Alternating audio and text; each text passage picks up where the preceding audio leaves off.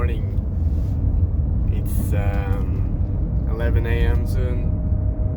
I've been at work for a couple of hours, but I started a bit late today because there was not much to do. I want to talk today about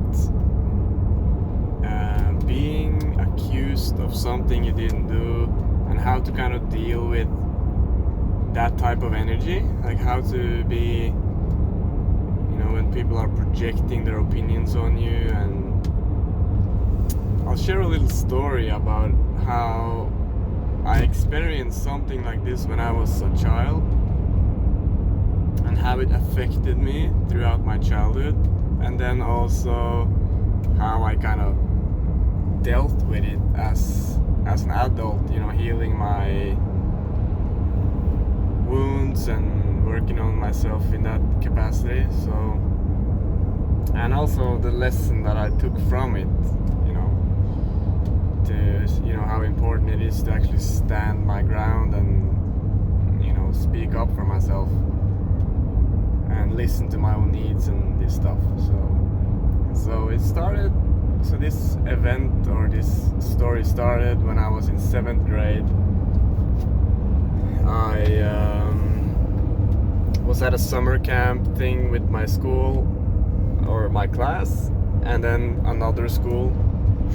So we were 2 classes of 7th graders at this summer camp, and it was the last trip, you could say, before we went into middle school. So it was a big thing for us, and obviously very exciting to meet other kids that are the same age from a different school. And so the first day of this trip, when we arrived, me and a friend of mine at the time, we were kind of just hanging out by the ocean, and because this whole thing was at the coast, so we were hanging out by the ocean, and we had like empty Coke bottle, and we were hitting rocks into the ocean. It was really fun, like just kids being kids. We did that for like an hour, maybe even more.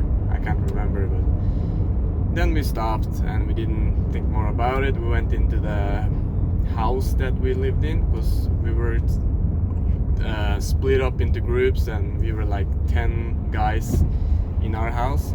We played some cards, the day went on, and then we went to sleep. And the next day I woke up to this kid from the other school running into my room and just yelling in my face, "You're in big trouble, Stig. You're in big trouble. You break the window." And like, he was clearly, to me, he was trying to frame me for something, but I was just confused as fuck, like, what the fuck is this? Didn't think more of it, but then after like we've woken up and I go outside, and surely enough, the window at the main building is broken. Someone has like hit something on it and it's breaking. So yeah, and this guy was he was determined to put the blame on me, and it worked, to be honest.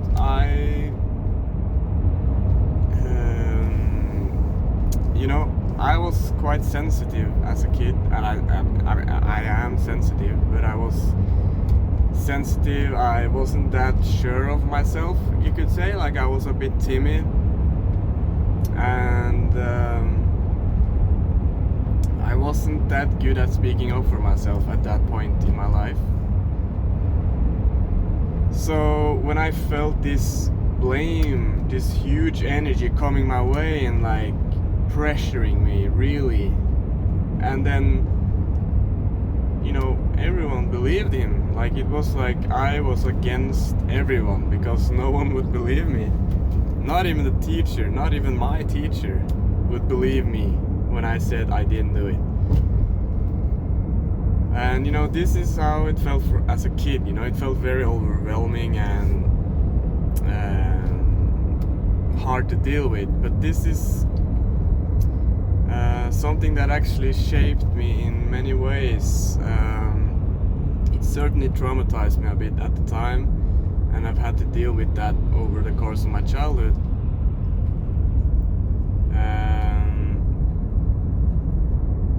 And it kind of made me a little bit confused, like a little bit in situations where I kind of had to stand up for myself. It made me doubt myself later on in life, you know, like I'm not sure if I should stand up for myself. In a sense, it's kind of like the connection to my spirit, like the connection to my, not the spirit, that's maybe a bit weird, but the connection to my sense of self, or my power, or whatever. Spirit, maybe that's a right way to say it.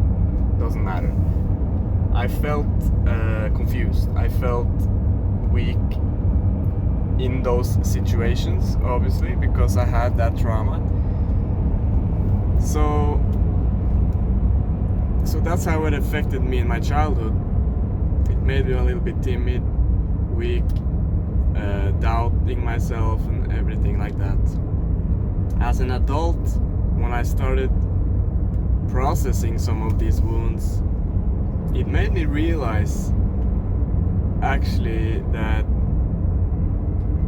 this is a very good lesson, you know, and the lesson I can take from an experience like that is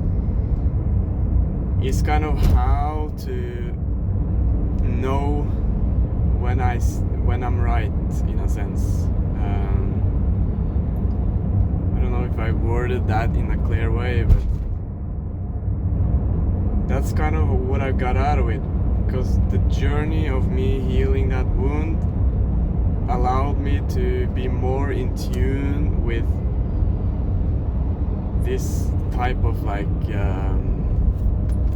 this heart space, knowing when I'm right, knowing when I'm wrong, being able to speak my authentic energy clearly when I need to, you know.